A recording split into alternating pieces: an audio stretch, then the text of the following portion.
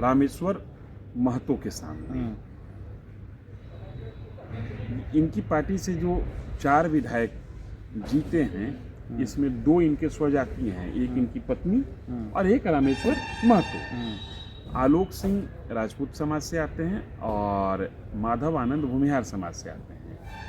तो जिनके बिदकने का चांस ज्यादा था, जिनके बिदकने से नुकसान होने की संभावना ज्यादा थी, जैसे उपेंद्र कुशवाहा को अगर राजपूत वोट मिलता है, भूमिहार वोट मिलता है, तो ये बोनस वोट है, क्योंकि उनका अपना कोर वोट जो है वो कुशवाहा का वोट है। जाति आधारित राजनीति है, जाति आधारित पार्टी है और जाति आधारित ही पॉलिटिक्स है, इसलिए ये कहने में कोई आपत्ति नहीं होनी चाहिए। उपेंद्र कुशवाहा ये मानकर चल रहे हैं कि रामेश्वर महतो के मुकाबले कुशवाहा समाज में मेरी पहुंच, मेरी पैठ, मेरी पुकार, मेरी आवाज़ ज़्यादा गंभीरता से ली जाएगी और ज़्यादा गंभीर है, लिहाजा रामेश्वर महतो का विरोध मेरे लिए कोई मायने नहीं रखता है। रामेश्वर महतो विरोध का झंडा उठाते उठाते उनका हाथ दुख जाएगा और वो सरेंडर की मुद्रा में आ जाएंगे। शायद इसी सोच के आधार पर उन्होंने पार्टी में कुछ फेरबदल किया और 4 में से 3 जो विक्षुब्ध विधायक थे, जो नाराज विधायक थे, उनमें से 2 को मना लिया। लेकिन यहीं से एक दूसरी कहानी भी शुरू हो सकती है। नमस्कार, आप देख रहे हैं 4 PM और मैं हूं अभिषेक मिश्रा। देखिए, उपेंद्र कुशवाहा ने डैमेज कंट्रोल की बड़ी कवायद की है। अपनी पार्टी के 3 बागी विधायक में से एक बागी विधायक आलोक सिंह को, जो दिनारा से चुनकर आए हैं, उनको पार्टी का प्रदेश अध्यक्ष बना दिया है। तो कुल मिलाकर बात यह है कि कम से कम 4 में से 2 विधायक उपेंद्र कुशवाहा के साथ हैं। एक तो स्नेहलता कुशवाहा और दूसरे विधायक हैं आलोक सिंह, जो चूंकि पार्टी के प्रदेश अध्यक्ष ही बन गए हैं। तो पार्टी में बड़ा सांगठनिक बदलाव भी उपेंद्र कुशवाहा ने किया है। सवाल यह है कि क्या उपेंद्र कुशवाहा का मास्टर स्ट्रोक इसको माना जाए और रामेश्वर महतो का क्या होगा, माधव आनंद का क्या होगा, माधव आनंद किस तरफ हैं, और सबसे बड़ा सवाल रामेश्वर महतो को लेकर ही है कि क्या होगा। हमारे साथ बिहार के सीनियर जर्नलिस्ट धीरेन्द्र सर हैं। तो सर, उपेंद्र कुशवाहा पार्टी बचाने में कामयाब रहे, एक तो सवाल ये है, हो गए हैं कामयाब या अभी खेला बाकी है, और दूसरा सवाल ये है कि अब रामेश्वर महतो का क्या होगा। पॉलिटिक्स में कभी द एंड नहीं होता है, ये सतत चलने वाली खेल है। हाँ, ये है कि खेल की दिशा अभी मुड़ गई है।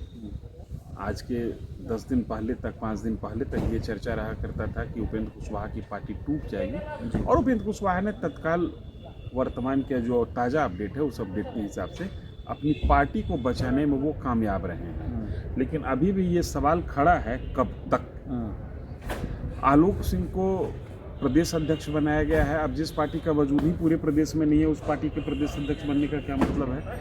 लेकिन आलोक सिंह प्रदेश अध्यक्ष बने हैं। और माधव आनंद को, जो मेरी जानकारी है, उस जानकारी के मुताबिक विधानसभा में पार्टी का नेता बनाया गया है, नेता विधायक दल।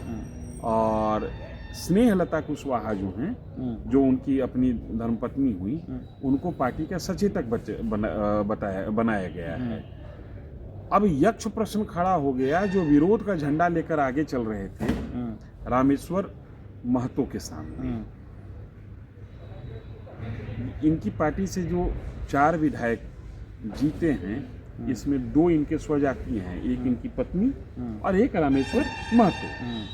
आलोक सिंह राजपूत समाज से आते हैं और माधव आनंद भूमिहार समाज से आते हैं।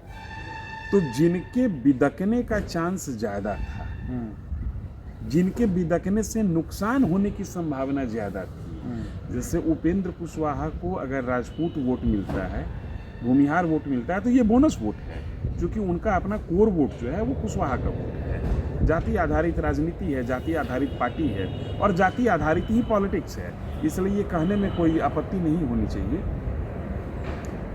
उपेंद्र कुशवाहा ये मानकर चल रहे हैं कि रामेश्वर महतो के मुकाबले कुशवाहा समाज में मेरी पहुंच, मेरी पैठ, मेरी पुकार, मेरी आवाज़ ज़्यादा गंभीरता से ली जाएगी और ज़्यादा गंभीर है, लिहाजा रामेश्वर महतो का विरोध मेरे लिए कोई मायने नहीं रखता है। रामेश्वर महतो विरोध का झंडा उठाते उठाते उनका हाथ दुख जाएगा और वो सरेंडर की मुद्रा में आ जाएंगे।